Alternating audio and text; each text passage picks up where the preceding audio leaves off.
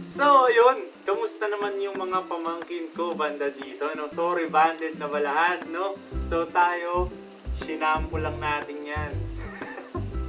So, ayun, no? Nandito si Tito Tom, no? Para batiin kayo ng maligayang Pasko at masaganang darating na bagong taon, no? So, yun, medyo ang hirap nakatingala tayo, no? Kasi nagluluto tayo ngayon. So, ayun nga. Alam ko guys, no, marami sa atin no, nakaranas ng matinding problema at maraming pagsubok sa buhay. So ayun nga, hindi mahalaga guys no kung maraming dumating na pagsubok no. Ang mahalaga guys no, kung paano natin nilabanan at paano tayo bumangon sa mga pagsubok na yun no. Yun ang mahalaga, hindi yung dami ng pagsubok no. Kahit gaano pa karami yan guys no, basta kailangan strong tayo no. So yun ang napakalaga.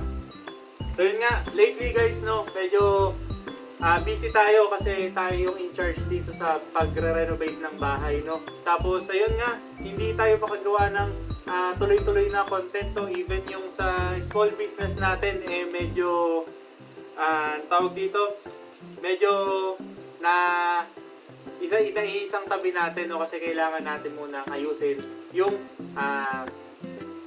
pag-aayos dito sa bahay, no, yung sa construction. So, yun nga, kung di nyo yung naitatanong guys, no, graduate kasi si Tito Tom ng architecture, no. Pero syempre, nakapokus si Tito Tom doon sa munting negosyo natin, doon sa aquascaping at kung ano-ano pa, no. Tapos, ayun nga, syempre maraming good news pagdating next year, no. So, next year guys, no, yung fish room natin, ililipat na siya sa baba. So, thankful kay Mother Earth, no, dahil binigyan tayo ng pagkakataon na ibinigay sa atin yung pwesto sa baba para nga naman daw hindi na umakyat kung may mga customer na gustong pumunta o sumilip, no. So lahat ng aquarium, lahat ng accessories guys nasa baba na, no. So yun yung kailangan nating iayos mabuti. Tapos ayun, in terms of mga contents naman natin guys, no, medyo mag-upgrade tayo, no. So gagawa tayo ng mga contents na mga hindi pa natin nagagawa at syempre kailangan natin i-challenge yung sarili natin para mas mag-ano tayo, no, mas mag-improve.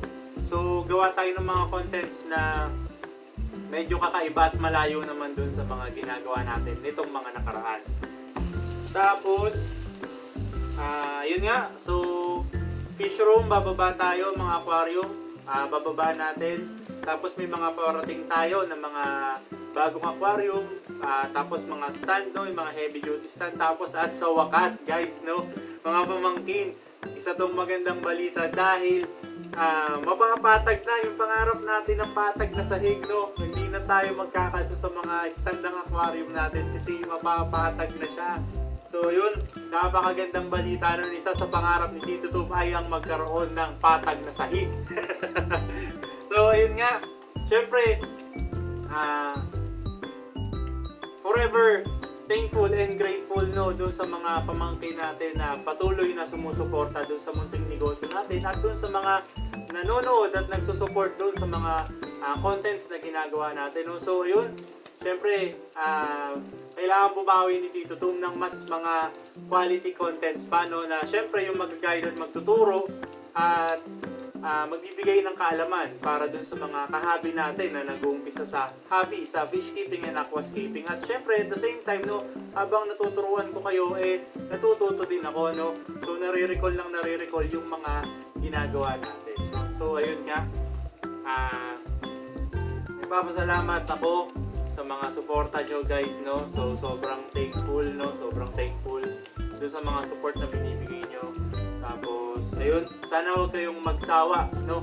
Sana huwag kayong magsawa na suportahan si Tito Tom sa ating munting negosyo, sa pangarap natin, no? Tapos, ayun, sa panonood sa akin, kahit na puro no, kahit na puro no, yung nadidinig nyo sa akin, no, guys, hayaan nyo na, kasi wala na tayong magagawa doon, no? So, ayun nga, sana guys, no, sa darating na 2024, sana lahat tayo makatanggap ng mas malaking blessings, no. At syempre samahan natin ng sipag at tiyaga. Kasi kapag wala yan, dalawa na yan, walang mangyayari, no. So, ayun nga. So, sama-sama tayo guys, sabay-sabay tayo, no, na galingan natin, mas galingan pa natin next year, no? Kasi wala tayong ibang iigitan, kundi yung sarili lang natin noon, no? So, kailangan natin igitan yun sa darating na panahon, no? Kaya, ayun, wish ni Tito Tom, no, sa susunod na taon, mas maging maginhawa, maluwag, no, at nag-uumapaw na blessings para sa ating lahat.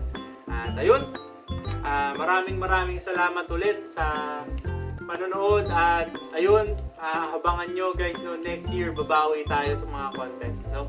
Tapos, ayun, mag-enjoy tayo ngayon sa Noche Buena at Media Noche, no. So, pero hinay-hinay lang guys, no. So, health is wealth, kaya kailangan ingat-ingat din sa mga kinakain. At ayun, hanggang sa susunod na taon.